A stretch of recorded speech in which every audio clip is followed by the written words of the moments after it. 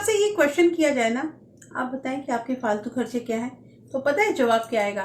हम कोई फालतू खर्च नहीं करते हैं। अपना घर चलाने में ही हम परेशान हैं तो फालतू खर्च कहाँ से करेंगे? आज के समय में हर इंसान सारी सुख सुविधाओं के साथ रहना चाहता है और ये जो सुख सुविधाएं हैं वो अपने परिवार के हर मेंबर को उपलब्ध कराना चाहता है। लेकिन पता है ये जो सुख सुविधाएं हैं ये सारा कुछ उपलब्ध तो पैसा कराता है। दोस्तों, कुल मिला के देखा जाए ना तो पैसा ही जीवन चलाता है।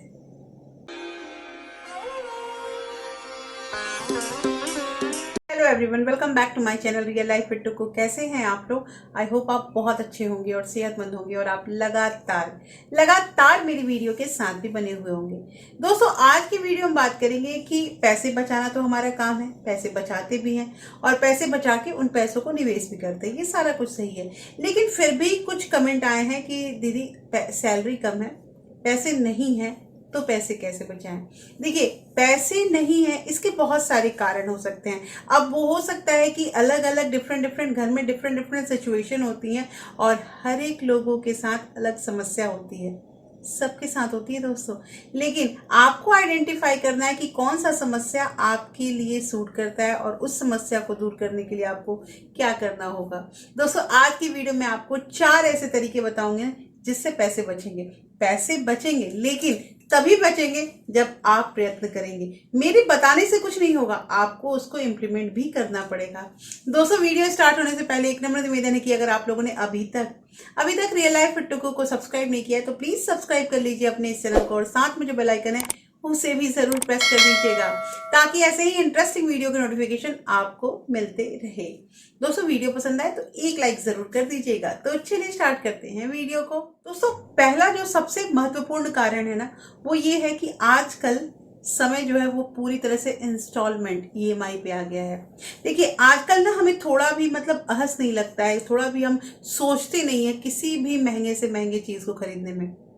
नहीं सोचते हैं, इसलिए नहीं सोचते हैं क्योंकि हर एक जगह अगर आप कुछ भी महंगा चीज ले लेंगे ना तो वहां पे आपको ईएमआई जो है वो आपकी बन जाएगी। आपको हर महीने कुछ उसका अंश देना होगा और ऐसे करके आपका 6 महीना, 1 साल, 9 महीना का वो ईएमआई बन जाता है। बहुत इजी लगता है ना?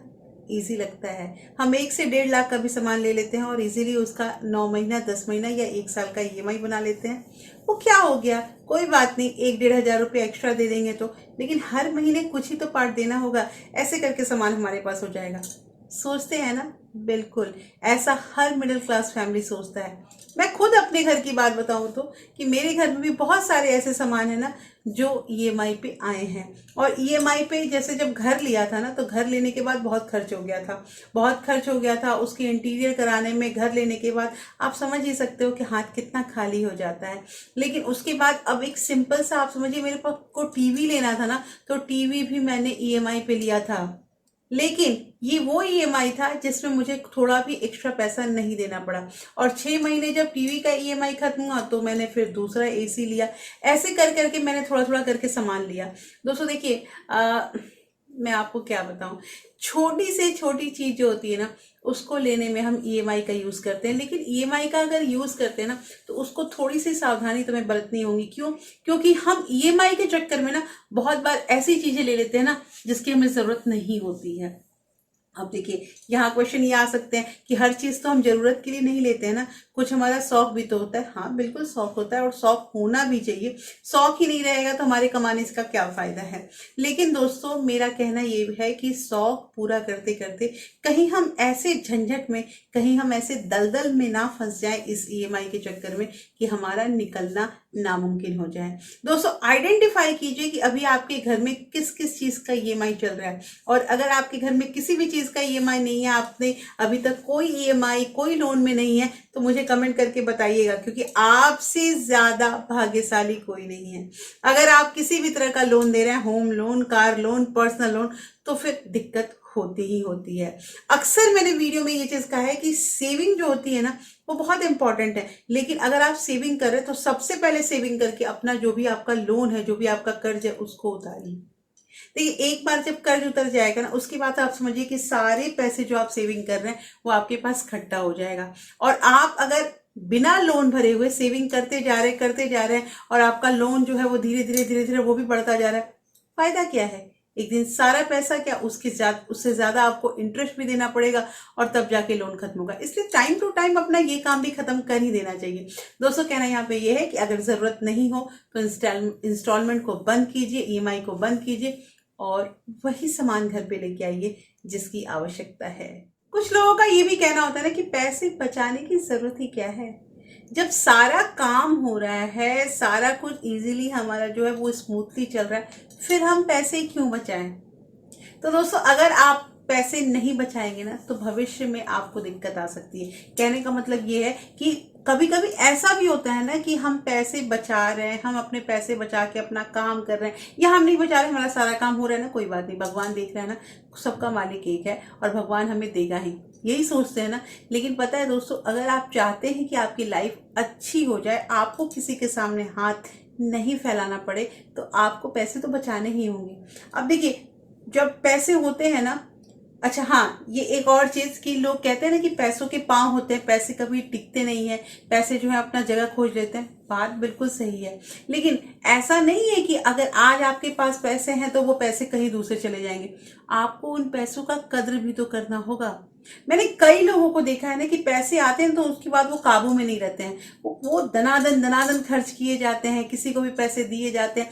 पैसे की कमी कहाँ है, बात बिल्कुल सही है, लेकिन इतना भी अगर हम अपने ऊपर हावी कर लेना कि पैसा बहुत है और पैसा फिर नहीं बचाए ना, तो एक टाइम ऐसा आ जाएगा कि कंगाली का समय आ जाएगा। दोस्तों कहना यहाँ पे ये है कि पैसे बचाने हमारे लिए बहुत जरूरी हैं। अगर हम चाहते हैं कि हमारा आगे का भविष्य, हमारे जो बच्चे हैं उनको किसी तरह की तकलीफ ना हो, तो पैसे बचाना अभी से शुरू कीजिए। अगर आपसे ये क्वेश्चन किया जाए ना, आप बताएं कि आपके फालतू खर्चे क्या हैं, तो पता है जवाब क्या आएगा? हम कोई फालतू खर्च नहीं करते हैं, अपना घर चलाने में ही हम परेशान हैं, तो फालतू खर्च कहाँ से करेंगे? क्या वाकई कभी अपने दिल से सोचिएगा कि ये बात सही है? दोस्तों मैं अगर अपनी बात कहूँ ना, तो मैं खुद फालतू खर्चे कभी कभी कर देती हूँ, आज भी कर देती हूँ। और ये फालतू खर्चे हैं ना, जो मतलब फील कब होता है, जब हमारे पास से पैसे निकल जाते हैं ना, तब। दोस्तों देखिए, बाहर खाना पीना, मूवी देखना, घूमना फिरना किसको नहीं पसंद है?